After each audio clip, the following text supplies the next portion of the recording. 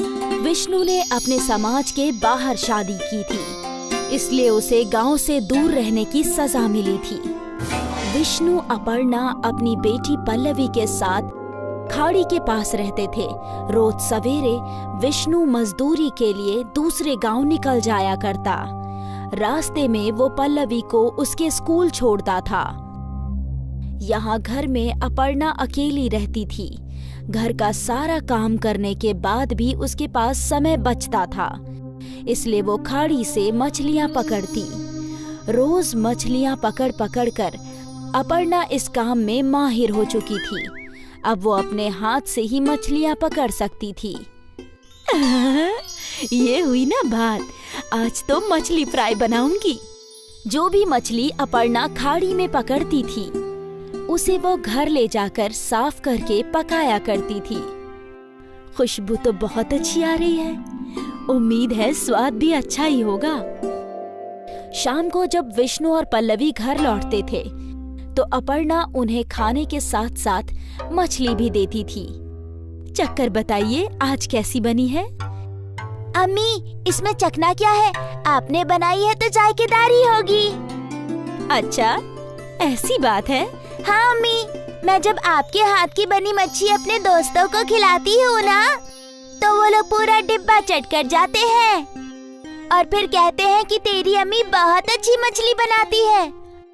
अच्छी बात है। हाँ हाँ, मछली तो तुम बहुत ही लजीज बनाती हो पन्ना, इसमें कोई शक नहीं है। मछली से याद आया, मैं सोच रही हूँ कि मैं रोज ज्यादा मछलियाँ पकड़कर उन्हें बाजार में फरोख्त करूँ। इससे मुझे कुछ पैसे भी मिल जाएंगे।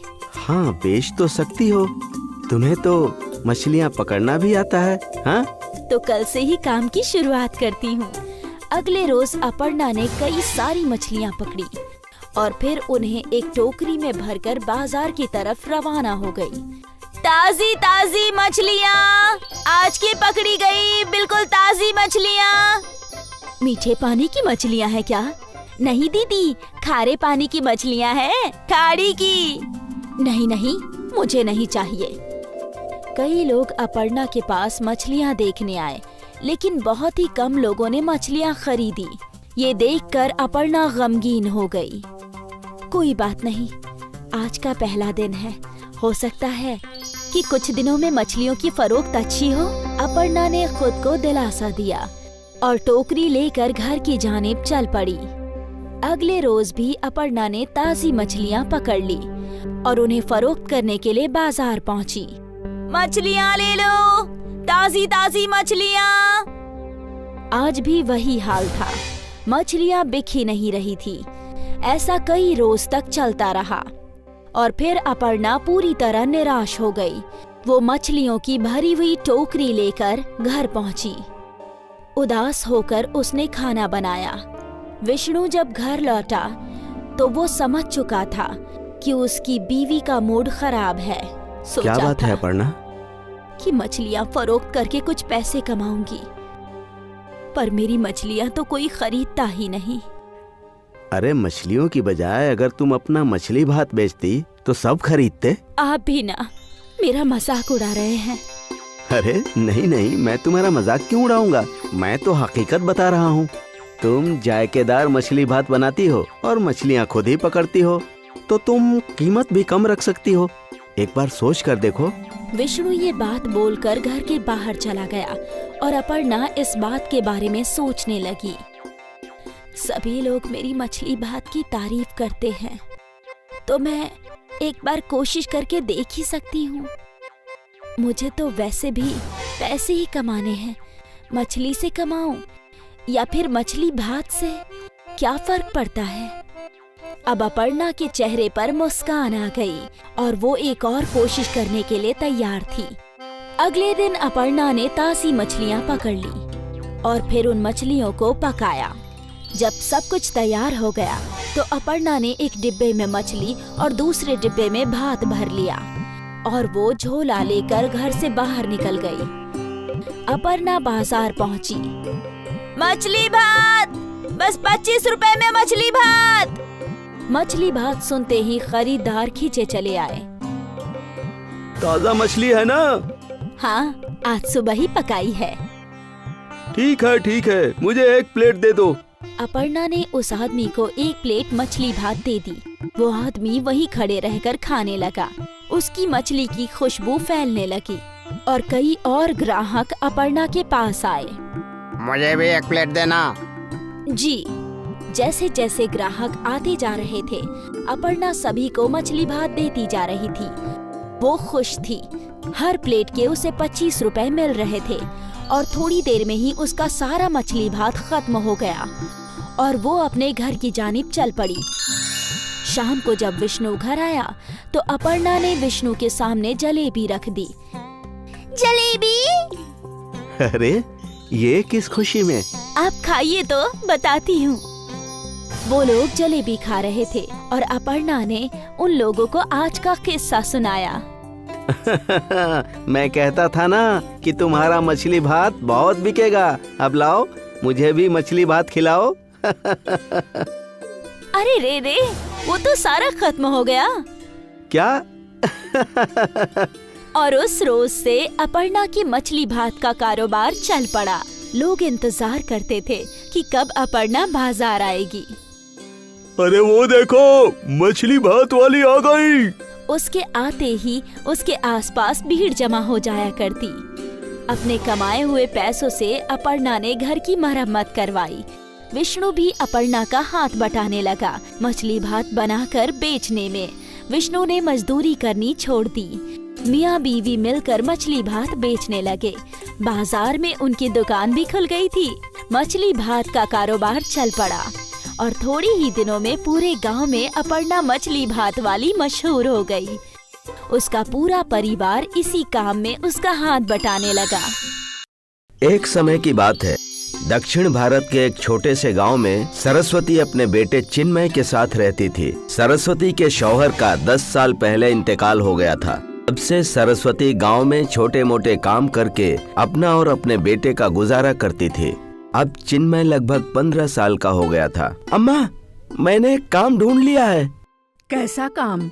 लकड़ियाँ काटने का काम। पर बेटे, उसके लिए तो तुमको जंगल जाना पड़ेगा। हाँ माँ। जंगल में जंगली जानवर भी होते हैं बेटे। अगर तुम्हें कुछ हो गया तो मेरा क्या होगा?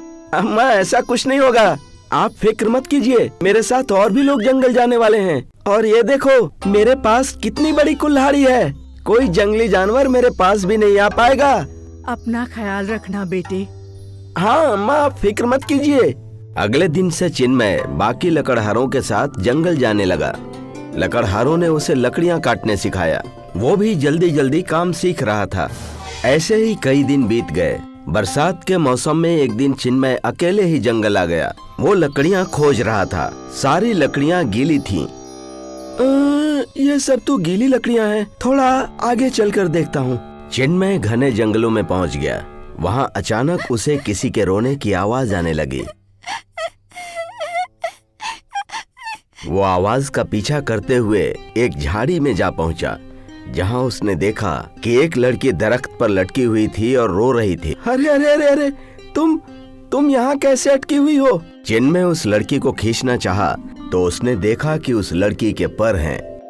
ये क्या, तुम्हारे तो पर हैं? हाँ, मैं परी हूँ। पहली बार धरती लोग घूमने आई थी। रात के अंधेरे में एक शेरनी मेरे पीछे पड़ी थी। मैं डर कर भागने लगी और यहाँ तक आ गई। मैं शेरनी से तो बच गई, पर तब से मैं निकल नहीं पा रही हूँ। मेरे पंख भी जख्मी हो गए हैं, देखो। चिन्मय ने अपनी कुल्हाड़ी से झाड़ियाँ काटकर परी को आजाद कर दिया। शुक्रिया, तुमने मुझे आजाद किया। तुम्हारा बहुत बहुत शुक्रिया। अब तुम मेरे साथ घर चलो। तुम जख्मी हो, इस हालत में तुम उड़ नहीं पाओगी, और अगर तुम इस जंगल में रही तो किसी न किसी जंगली जानवर का शिकार हो जाओगी। तुम मेरे साथ चलो। शायद तुम ठीक कह रहे हो। मगर तुम्हारे ये पर अगर इंसानों ने इसे देख लिया तो? कोई नहीं देखेगा। परी ने जादू किया और वो परी से एक मामूली लड़की में बदल गई। आप चलो। चिन्मय परी को अपने साथ घर ले आया और घर जाकर उसने अपनी अम्मा को सब कुछ बता दिया। अम्मा, परी के ठीक होने तक हमें इसका ख्याल रखना होगा। हाँ बेटे, हकीम के पास जाकर मरहम ले आ। नहीं नहीं, मरहम की जरूरत नहीं है। परियां अपनी खुद की ताकत से ही ठीक हो जाती हैं। बस हमें खाना और आराम की जरूरत होती है अम्मा। ठीक है बेटा, तुम आराम करो, मैं सबके खाने का इंतजाम करती हूँ। परी वहीं लेट गई और चिन्मय और सरस्वती घर के बाहर आ गए। परी हमारी मेहमान है, हमें उसे लजीज खाना खिलाना चाहिए। हाँ अम्मा। बेटे, हमारे पास पैसे भी तो नहीं हैं, पर ये ताजी सेंग की फलियां उगी हैं। सोचा था कुछ दिन बाद तेरी सालगिरह पर बनाऊंगी, लेकिन आज परी के लिए बना देती हूँ। हाँ अम्मा, अब जैसे आपको ठीक लगे। इन दोनों की सारी बातें परी ने सुन ली और उनके वहाँ से जाने के बाद परी ने सेंग के फलियों के दरख्त पर जादू किया। सरस्वती ने सेंग के फलियों से लजीज सांभर बनाया और चावल के साथ परी को खाने के लिए दिया। बहुत लजीज है। हाँ, ये सेंग की फलियां मैंने खुद उगाई हैं। मैं जानती हूँ अम्मा। परी ने खाना खाया और उसकी ताकत बढ़ गई। फिर उसने खुद ही अपने घावों को पूरी तरह भर दिया। अब मैं बिल्कुल ठीक हूँ और परी लोग लौट सकती हूँ अम्मा। आप दोनों ने मेरी बहुत मदद की है, शुक्रिया। ये हमारा उसूल है बेटा। अम्मा, मैं आपको कुछ देकर जा रही हूँ, आप इसे कबूल फरमाइए। आपकी सेंग के फलियों के पेड़ करिश्माई बन चुके हैं। आप जितनी बार इन सेंग की फलियों को निकालेंगी, ये उतने बार उगेंगे। अब जितनी मर्जी उतना सांभर बनाकर खाइए। शुक्रिया चिन्मय, तुम बहुत अच्छे हो। परी उड़कर वहाँ से चली गई। सरस्वती और चिन्मय बाहर आए और उन्होंने कुछ सेंग की फलियां तोड़ ली और वापस वहाँ नई फली उगाई। यह देखकर दोनों बहुत खुश हुए। अब तो हम जब मर्जी सांभर बना सकते हैं चिन्मय। अम्मा, सांभर बनाकर बेच भी सकते हैं। हाँ। चिन्मय और सरस्वती ने ढेर सारी सेंग की फलियां तोड़ ली और उन फलियों से ढेर सारा सांभर बनाया और साथ में चावल भी पकाए। मैं ये सांभर चावल बेच कर आता हूँ अम्मा। सांभर चावल का डब्बा लेकर चिन्मय बाजार पहुंचा। लोग उसका सांभर चावल बड़े मजे लेकर खा रहे थे और उसे पैसे दे रहे थे। उस दिन से सरस्वती रोज सेंग की फलियां तोड़कर उससे सांभर बनाया करती थी और चिन्मय इन सांभर चावल को बाजार में बेचता था। जादुई सेंग की फलियों से बना सांभर और चावल चिन्मय और सरस्वती के गुजारे का जरिया बन गया। उसके बाद सरस्वती कभी किसी के घर काम करने नहीं गए और न ही चिन्मय लकड़ियां काटने जंगल गया। अब वो दोनों सांभर चावल बेचकर ही अपना गुजारा कर रहे थे। आनंदपुर नाम का एक छोटा सा गांव था। ये गांव बहुत ही पिछड़े गांव में से एक था। इस गांव में एक भी दवाखाना या स्कूल नहीं था। किसी को कोई तकलीफ होती तो वो 5 कोस दूर के गांव में दवाखाने में जाया करता था। अरे खाला, कहाँ जा रही हो? अरे बेटा, इस उम्र में घुटनों में दर्द रहता है, डॉक्टर को दिखाने दवाखाने जा रही हूँ। खाला, मैं भी वहीं से आ रहा हूँ। आज दवाखाने में डॉक्टर नहीं है और सुना है अगले 1 हफ्ते तक नहीं आएंगे। हे भगवान, 1 हफ्ता, तब तक मेरे घुटने के दर्द का क्या होगा? अब भगवान ही हम ज़ईफों को दर्द से निजात दिला सकते हैं। गांव वालों की ये बातें वहाँ से गुजर रहे 2 ठगों ने सुन ली। अरे मटरू, तू भी वही सोच रहा है जो मैं सोच रहा हूँ? हाँ, इन गांव वालों को बेवकूफ बनाना बेहद आसान होगा। शुक्र है कि अभी भी गांव में दवाखाना नहीं है, वरना हम जैसे ठगों का गुजारा कैसे होता। गट्टू और मटरू गांव के पास के एक जंगल में गए और आग जलाकर घी को गर्म करने लगे। रुक, मैं अभी आया। गट्टू जंगल से कुछ पत्तियां और लकड़ियां तोड़कर ले आया और उसने इन्हें भी घी में डाल दिया। ये क्या है? कुछ नहीं, ऐसे ही। कुछ तो होना चाहिए ना बाद में, वरना लोग हमें किस बात के पैसे देंगे? लोगों को ठगना भी तो है ना, हैं? ठीक है ठीक है, कितना वक्त लगेगा इसे गाढ़ा होने में? अरे अभी वक्त है, तब तक चल हम दरिया से पानी पीकर आते हैं। गट्टू और मटरू पानी पीने भीतर की जानिब चले गए। इन दोनों की ये गुफ्तगू एक साधु बाबा ने सुन ली थी और वो समझ गए थे कि ये दोनों ठग नकली बाम फरोख्त कर पैसे लूटने वाले हैं। साधु बाबा घी के पास गए और अपने थैले में से कुछ जड़ी बूटियां उन्होंने उस घी में डाल दी और मुस्कुराकर वहां से चले गए। कुछ देर बाद गट्टू और मटरू लौटे। घी गाढ़ा हो चुका था। अब ये डिबिया में भरने के लिए तैयार है। गट्टू और मटरू ने उस घी को डिब्बियों में भरना शुरू कर दिया। कल तो हम लोग माला माल हो जाएंगे। हाँ, लेकिन इससे कब्ल की गांव वालों को इल्म हो कि हमारे बाम नकली हैं, हम वहाँ से 9-2-11 हो जाएंगे। अगली सुबह गांव में मटरू और गट्टू ने अपनी दुकान लगाई। जादुई बाम, सारे मर्जों का इलाज। पेट दर्द, सर दर्द, कमर दर्द, घुटनों का दर्द, सारे दर्दों का इलाज। जादुई बाम, आओ आओ आओ, आ जाओ भाइयों। अरे भाईजान, मुझे एक बाम देना। मुझे भी। अरे मुझे भी। एक बाम 50 रुपये। जल्दी जल्दी जादुई बाम खरीदो। ये बाम आपके सारे दर्द दूर कर देगा। गांव वाले धड़ाधड़ जादुई बाम खरीदने लगे और गट्टू पैसे जमा करने लगा। मटरू और गट्टू बेहद खुश थे। तभी वहाँ गांव के एक मुखिया जी आए। मुखिया जी के सिर में दर्द था। अरे बाम वाले, अपना ये जादुई बाम मेरे सिर पे लगा। अगर मेरा सिर दर्द दुरुस्त हो गया तो मैं तेरे बाम को जादुई मानूंगा, वरना सभी गांव वाले तुम्हें पीट पीट कर तुम्हारी चटनी बना देंगे, समझे? ये सुनकर गट्टू और मटरू डर गए थे। उन्होंने ख्वाब में भी नहीं सोचा था कि ऐसा कुछ होगा। अरे मुंह क्या देख रहे हो? मेरा सिर दर्द से फटा जा रहा है। जल्दी अपना बाम लगाओ। गट्टू ने डरते डरते मुखिया के सिर पर बाम लगाया और कुछ ही देर में मुखिया के सिर का दर्द गायब हो गया और मुखिया के चेहरे पर मुस्कान आ गई। अरे वाह वाह, ये करिश्माई बाम है, जादुई बाम है। मिनटों में मेरे सर का दर्द गायब हो गया। मुझे तो 2 डिबिया दे दो। हाँ। मुखिया ने 100 रुपए दिए और 2 डिबिया खरीद ली और ये करामात देखकर गांव वाले सभी जादुई बाम पर टूट पड़े और सारी डिबियां खत्म हो गई। गट्टू और मटरू हैरान थे। उनके फर्जी बाम ने मुखिया का सिर दर्द कैसे दुरुस्त किया। खैर, उन दोनों ने पैसे तो कमा लिए थे।